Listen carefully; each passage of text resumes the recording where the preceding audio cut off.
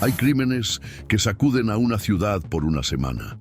Hay otros que abren una herida tan profunda que obligan a mirar hacia atrás, hacia años de silencio acumulado, hacia decisiones tomadas en la oscuridad de una finca lejana, hacia conversaciones que nunca debieron existir, hacia un apellido que cargaba mucho antes del disparo el peso de lo que estaba por venir. El feminicidio de Carolina Flores Gómez, ocurrido el 15 de abril de 2026 en un departamento de lujo en Polanco, Ciudad de México, no comenzó esa tarde. No comenzó con los 12 disparos que le arrebataron la vida a una joven que había brillado frente a miles de personas bajo las luces de un certamen de belleza. No comenzó tampoco con la fuga de la mujer que apretó el gatillo. Comenzó mucho antes. Comenzó con un apellido, comenzó con una familia, comenzó con un arsenal. Para entender lo que ocurrió en el departamento de la calle Edgar Allan Poe, número 14, hay que entender primero no el Alejandro que aparece en las fotos de redes sociales junto a Carolina, sonriente, con su hija recién nacida en brazos. No el Alejandro que declaró ante la policía de investigación con voz entrecortada, invocando el miedo y el shock como escudos frente a una pregunta que no podía responder sin condenarse a sí mismo. ¿Por qué tardó 24 horas en llamar a las autoridades mientras el cuerpo de su esposa yacía en el suelo? Hay que entender al Alejandro formado en el seno de una familia que tenía 3 rifles de uso exclusivo del ejército mexicano, guardados en un rancho al que llamaban Los Gallos Amarillos. Hay que entender al hijo de Juan Sánchez Frías y Erika María Herrera Coriat, 2 personas cuya historia, cuando se empieza a tirar del hilo, revela un universo paralelo de armas, silencios y una cultura de impunidad construida ladrillo a ladrillo durante décadas en el estado de Baja California. La pregunta que nadie en los medios masivos se ha atrevido a formular con toda su crudeza es esta. ¿De dónde salió el arma que Erika María usó para dispararle 12 veces a Carolina Flores? ¿Quién se la dio? ¿Quién la enseñó a usarla con esa precisión que los peritos balísticos describieron como deliberada, concentrada en zonas vitales, ejecutada con una frialdad que no es la de alguien que actúa en un arrebato espontáneo, sino la de alguien que ha estado cerca de las armas el tiempo suficiente como para perderles el miedo? Para responder esa pregunta hay que ir al principio. Hay que ir al kilómetro 83 de un camino que muy poca gente conoce, a una propiedad en el municipio de Ensenada, donde en algún momento entre 2015 y 2018, agentes federales encontraron lo que no debería existir en manos de ningún civil. Un arsenal que habría hecho palidecer a más de un cuartel de provincia. Esa es la historia que nadie ha contado completa. Esa es la historia que empieza mucho antes de que Carolina Flores Gómez pusiera un pie en la Ciudad de México, antes de que se enamorara de un hombre de apellido compuesto y ojos seguros, antes de que se mudara a un departamento en uno de los barrios más vigilados y exclusivos de la capital, creyendo, como creen todos los que se mudan a Polanco, que la seguridad del lugar equivale a seguridad personal. Esa es la historia que hay que contar ahora, con toda la información disponible, sin adornos, sin eufemismos, sin la cobardía de omitir lo que resulta incómodo porque incomoda a personas con recursos y con abogados. La historia comienza con un hombre llamado Juan. Juan Sánchez Frías no es un nombre que aparezca en los titulares nacionales con la frecuencia que merecería. Es un nombre regional, un nombre de Ensenada, una ciudad portuaria en el estado de Baja California que tiene la particularidad de existir en una especie de frontera doble. Al norte, la línea que separa México de Estados Unidos. Al este, el desierto que comunica con el resto del país. Al oeste, el Pacífico. Ensenada es una ciudad de turistas y de pescadores, de bodegas de vino y de rutas de aventura. pero también, como toda ciudad que vive en los márgenes, es una ciudad donde ciertas familias han aprendido a vivir en una opacidad cuidadosamente mantenida. Los Sánchez Frías eran, en apariencia, una de esas familias que no llaman la atención. Tenían propiedades, tenían un rancho, tenían un apellido que en los círculos de Ensenada sonaba a solidez, a tradición, a ese tipo de dinero que no necesita exhibirse porque lleva generaciones asentado. El rancho al que llamaban Los Gallos Amarillos se encontraba en el kilómetro 83, más 6 metros del Camino Nacional Tecate-Ensenada, en una zona conocida como Rancho Casablanca número 93. Es el tipo de propiedad que en el norte de México tiene múltiples funciones posibles. Puede ser un rancho ganadero, puede ser una finca de descanso, puede ser un lugar de reunión para familias de campo acostumbradas a la vida alejada de los centros urbanos. También puede ser, y esto es lo que la denuncia ciudadana que detonó la investigación federal sugería, un lugar donde se guarda lo que no debería guardarse. Lo que la Procuraduría General de la República encontró cuando sus agentes ejecutaron las órdenes de cateo no era lo que uno esperaría hallar en la finca de descanso de una familia de clase alta baja californiana. Lo que encontraron era un inventario de violencia potencial que, a la luz de lo ocurrido en Polanco años después, adquiere una dimensión que trasciende el expediente federal y se convierte en una pieza fundamental del rompecabezas criminal más perturbador de 2026 en México.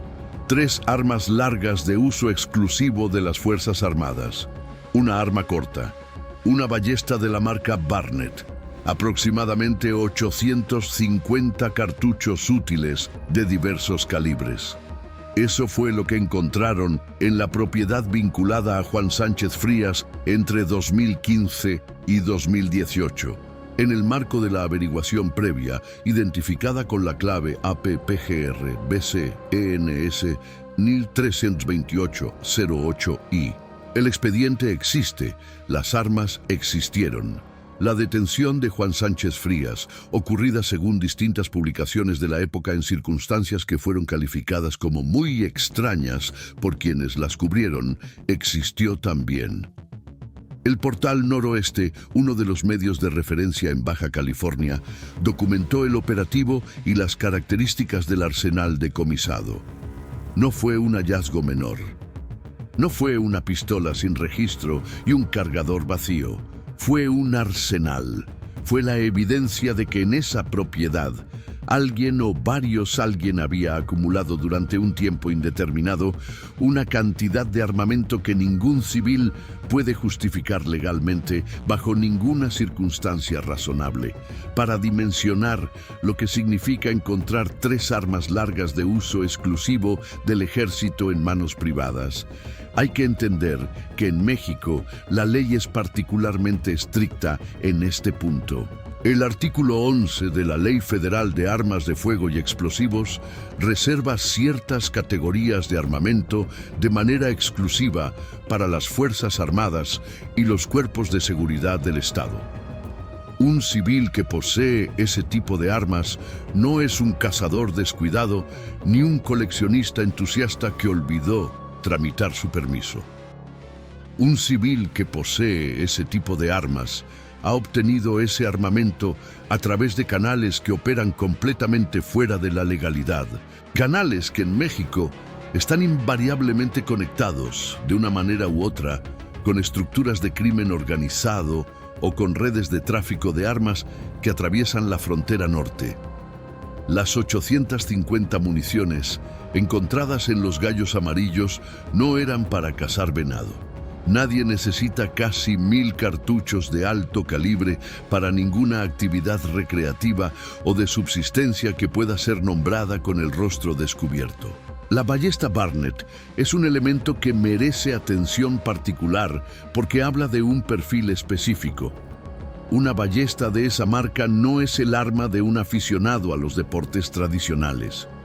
La Barnett Es una empresa que fabrica ballestas diseñadas para la caza mayor y en determinadas configuraciones para usos tácticos. El hecho de que estuviera presente junto a rifles de uso exclusivo militar y casi 1 millar de municiones construye una imagen muy específica de la persona o personas que habitaban ese universo armado.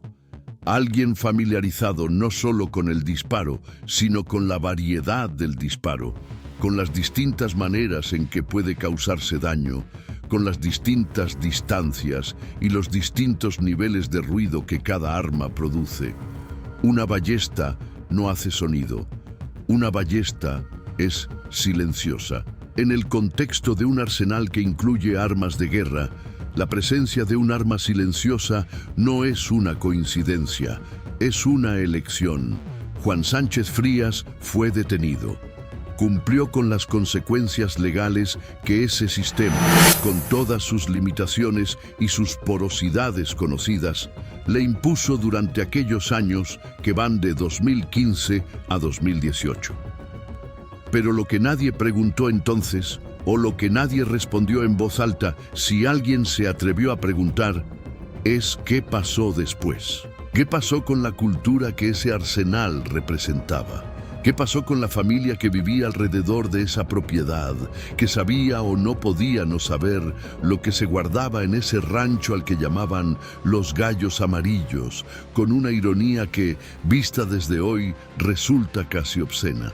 ¿Qué pasó con la esposa de Juan, Erika María Herrera Coriat, que durante todos esos años compartió apellido, domicilio, historia y presumiblemente cierto nivel de conocimiento sobre las actividades de su marido? Erika María Herrera Coriat tenía 63 años cuando entró a un departamento en Polanco y disparó 12 veces contra una joven de 20 y pico de años, que era la madre de su nieta. 63 años. Hay algo en esa cifra que obliga a detenerse. 63 años no es la edad de una persona que actúa por primera vez en su vida con una determinación violenta y premedita. 63 años es la edad de alguien que ha vivido suficiente como para conocer las consecuencias de los actos, para saber exactamente lo que un disparo hace a un cuerpo humano, para entender que 12 disparos no son una advertencia, ni un accidente, ni un momento de locura pasajera. 12 disparos son una decisión, son el resultado de un proceso mental que comenzó mucho antes del momento en que se jaló el gatillo por primera vez. Y ese proceso mental, esa capacidad para transformar una decisión en una ejecución sin hesitación, no surge en el vacío. Surge en un contexto, surge en una historia, surge, muy posiblemente, en una vida pasada junto a un hombre que guardaba rifles de uso militar y ballestas silenciosas en un rancho llamado Los Gallos Amarillos en las afueras de Ensenada. La pregunta sobre el arma utilizada el 15 de abril de 2026 en el departamento 203 de la calle Edgar Allan Poe, número 14, es la pregunta que la investigación de la Fiscalía General de Justicia de la Ciudad de México no puede eludir si pretende ser una investigación real y no una pantomima de proceso que termina con un único nombre en el expediente. El arma existe. Fue utilizada. Dejó 12 casquillos y el cuerpo de Carolina Flores Gómez en el suelo de un departamento de lujo. Esa arma tiene una historia. Todas las armas tienen una historia, tienen un origen, tienen un recorrido, tienen las manos que las tocaron antes de la mano que finalmente las usó para matar. La historia de esa arma, si se investiga con la profundidad que el caso exige, conduce casi inevitablemente de regreso a Ensenada, al kilómetro 83 de un camino polvoriento, a un rancho donde los Gallos Amarillos guardan silencio sobre todo lo que alguna vez se guardó entre sus paredes. Porque hay algo que los expedientes federales y las notas periodísticas de la época no responden con claridad. Todo el arsenal decomisado en los Gallos Amarillos fue efectivamente destruido o puesto bajo resguardo institucional. O, como ocurre con una frecuencia que debería escandalizar, pero que en México se ha normalizado hasta volverse estadística, ¿parte de ese armamento continuó circulando? ¿Quién garantizó la cadena de custodia de esas armas desde el momento del decomiso? ¿Existe documentación que acredite que cada uno de los 3 rifles, la pistola, la ballesta y los 850 cartuchos fue registrado, catalogado y finalmente inutilizado conforme a la ley? Estas no son preguntas retóricas. Son preguntas que la Fiscalía de la Ciudad de México tiene la obligación de hacerle a la Fiscalía General de la República si quiere entender cómo llegó un arma a las manos de Erika María Herrera Coriat la mañana del 15 de abril de 2026. Pero incluso si el arma específica no tiene un vínculo rastreable con el arsenal de 2015 a 2018, la conexión que importa no es la del metal, sino la de la cultura, la de la familiaridad, la de ese conocimiento corporal que desarrolla alguien que ha vivido décadas junto a las armas, que sabe cómo se cargan, cómo se apuntan, qué se siente cuando se las sostiene, qué se escucha cuando se las dispara. Erika María Herrera Coriat no llegó al departamento de Polanco con el arma temblorosa en las manos, aprendiendo en el momento cómo funcionaba el mecanismo. Llegó con la decisión tomada y con el conocimiento suficiente para ejecutarla. Ese conocimiento no se adquiere en un curso de 3 horas. Ese conocimiento se construye en años, en una vida vivida en proximidad con lo que los peritos llaman cultura del armamento. Y en el centro de todo esto, equidistante entre el arsenal de Ensenada y el cuerpo de Carolina Flores en Polanco, está Alejandro Sánchez Herrera. Hay algo profundamente perturbador en la figura de Alejandro que va más allá de las preguntas legales sobre omisión o encubrimiento, más allá del debate jurídico sobre la excusa absolutoria y el feminicidio por comisión por omisión. Lo perturbador es la imagen de un hombre que estuvo presente, que estaba en ese departamento cuando ocurrió todo, que vio o escuchó los 12 disparos, que supo en qué momento exacto dejó de ser esposo para convertirse en viudo, no porque la vida le haya tendido una de esas trampas brutales e imprevistas que a veces tiene, sino porque su propia madre, la mujer que lo trajo al mundo, decidió convertirse en la asesina de la madre de su hija, y que no llamó a nadie. 24 horas. En el lenguaje de los investigadores, esas 24 horas tienen un nombre que no necesita explicación. Ventana de oportunidad. Es el tiempo que cualquier investigado necesita para salir del país, para borrar registros, para coordinar versiones, para hacer desaparecer lo que no debe ser encontrado.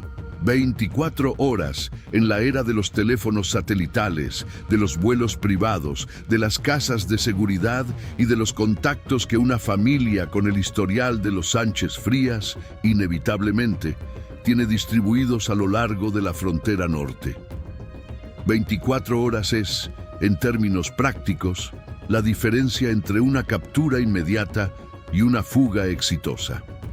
Y Erika María Herrera Coriat, a sus 63 años, con sus 12 disparos y su familia en modo silencio, aprovechó cada minuto de esa ventana. Las explicaciones que Alejandro Sánchez Herrera ofreció en su declaración inicial ante la Policía de Investigación son, en el mejor de los casos, extraordinariamente insuficientes. En el peor, son el relato más calculado que alguien puede ofrecer cuando sabe que no tiene una versión que lo deje bien parado ante la historia y entonces decide construir una que, al menos, lo deje bien parado ante la ley. Alegó miedo a ser detenido. Explicó que utilizó el tiempo para hacer grabaciones de video con instrucciones sobre el cuidado de su hija. Argumentó que su defensa ha intentado presentar ante los medios como shock psicológico, esa parálisis que supuestamente impide a las personas funcionar en los momentos de crisis extrema. El problema con cada una de estas explicaciones es que se contradicen entre sí de maneras que son difíciles de ignorar si se analiza el comportamiento de Alejandro Sánchez Herrera durante esas 24 horas con la frialdad necesaria. Un hombre en estado de shock psicológico genuino no planifica, no hace grabaciones organizadas con instrucciones detalladas de cuidado infantil, no toma decisiones estratégicas sobre qué hacer y qué no hacer. El shock psicológico real produce incapacidad de acción, no acción dirigida hacia un objetivo específico. Lo que describen las acciones de Alejandro durante esas 24 horas no es un hombre paralizado por el trauma, es un hombre que está tomando decisiones, y las decisiones que tomó, cada una de ellas, tuvo como efecto consistente y acumulativo darle tiempo a su madre para alejarse del lugar del crimen.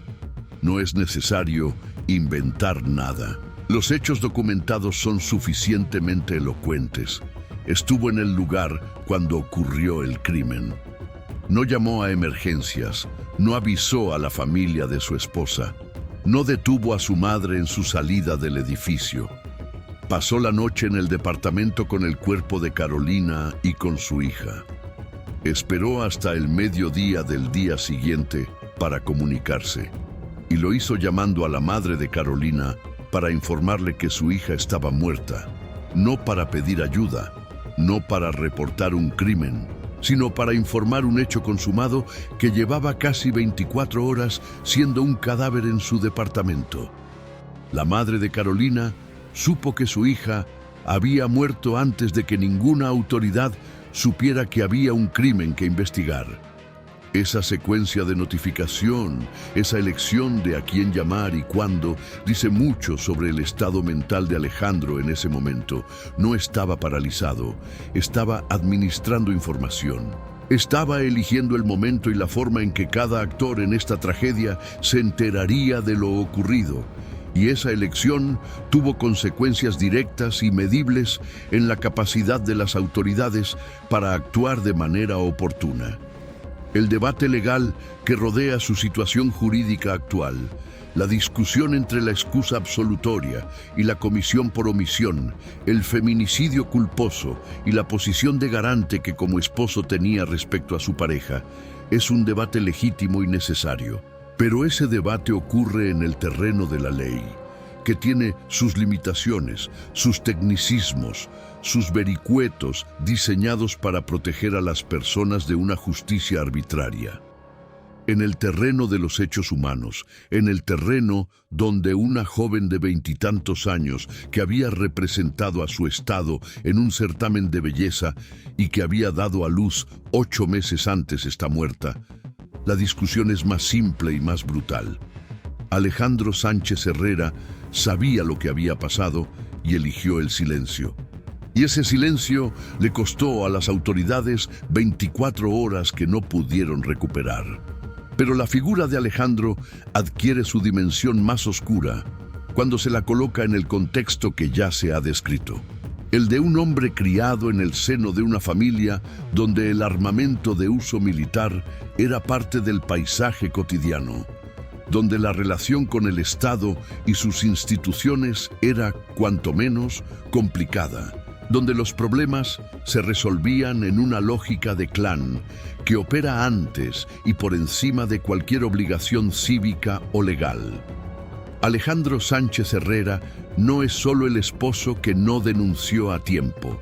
Es el producto de una familia cuya relación con la violencia, con las armas y con la ley tiene un historial documentado en los archivos de la Procuraduría General de la República. Es el hijo de Juan Sánchez Frías, el hombre del Arsenal.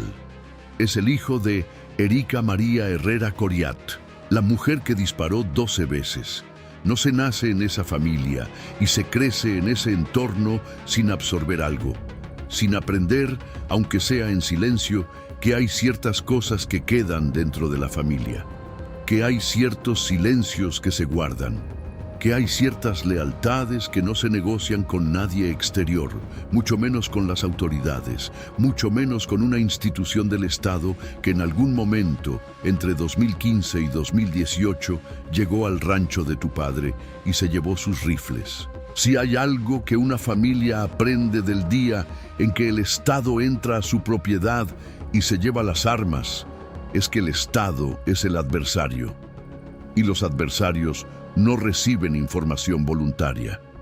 La custodia de la hija de Carolina y Alejandro es otro capítulo de esta historia que no puede leerse de manera aislada.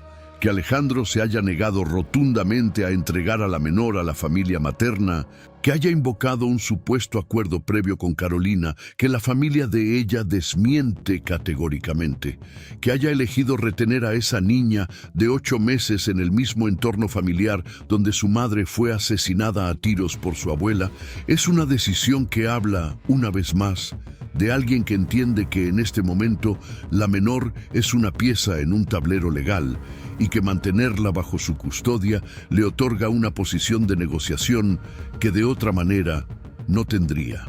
La familia Flores Gómez ha utilizado la palabra rehén para describir la situación de la niña.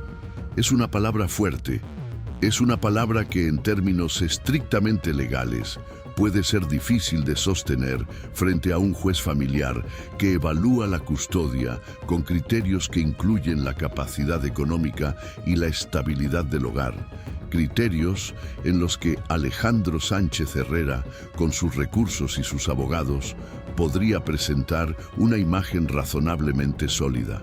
Pero en términos humanos, en términos de lo que le está pasando a una bebé de 8 meses, cuya madre fue asesinada a tiros en el departamento donde vive, cuyo padre no denunció ese crimen durante 24 horas, cuyos abuelos paternos tienen un historial que incluye armas de uso militar y feminicidio, la palabra rehén no parece exagerada, parece descriptiva.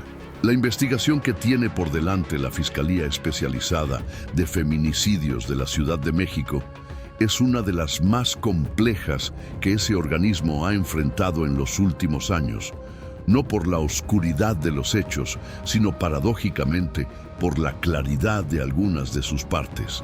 Las cámaras de seguridad del departamento captaron el ataque. Hay prueba visual de quién fue la autora material. Erika María Herrera Coriat disparó 12 veces y salió caminando. Eso está registrado. Lo que no está resuelto es todo lo que rodea ese momento central. ¿De dónde vino el arma? ¿Qué comunicaciones ocurrieron entre los miembros de la familia Sánchez Herrera antes, durante y después del crimen? ¿Qué papel jugó Alejandro no solo en las 24 horas posteriores, sino en los días o semanas previos al ataque, si es que el ataque fue premeditado?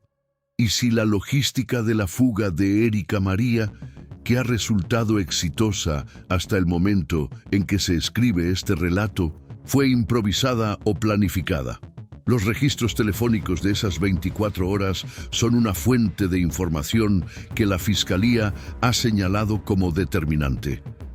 Si Alejandro Sánchez Herrera estuvo en comunicación durante ese periodo con su padre Juan, con otros miembros de la familia en Baja California, con contactos que pudieran haber facilitado el movimiento de su madre fuera de la Ciudad de México, esa comunicación dejó rastros. Los teléfonos dejan rastros.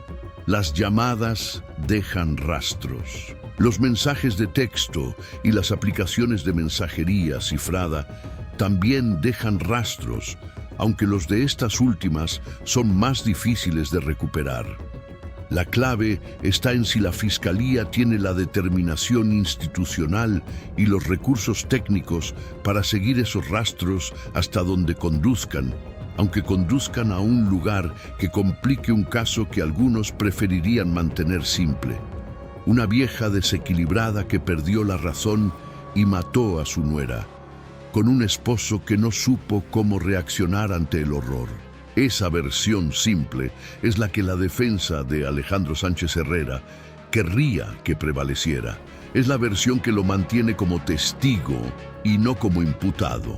Es la versión que permite que la historia tenga un único villano, una única culpable, una única persona a quien buscar y eventualmente procesar.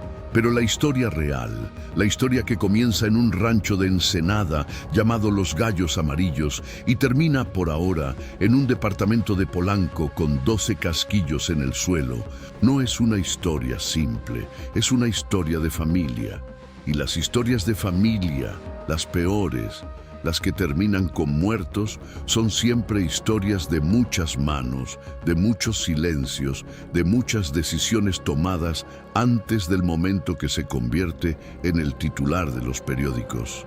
Carolina Flores Gómez tenía toda una vida por delante cuando decidió amar a un hombre cuyo apellido tenía sombras que ella quizás nunca alcanzó a ver en toda su extensión. Había ganado coronas. Había representado a Baja California, había dado a luz una hija, había construido una vida en la Ciudad de México, en un departamento que, desde afuera, parecía el comienzo de un futuro. Lo que no sabía, o lo que quizás intuyó pero eligió no investigar con la profundidad necesaria, es que detrás del apellido de su esposo había un rancho, y en ese rancho había armas, y esas armas hablaban de una familia que tenía una relación con la violencia que no se extingue con una detención y unos años de consecuencias legales.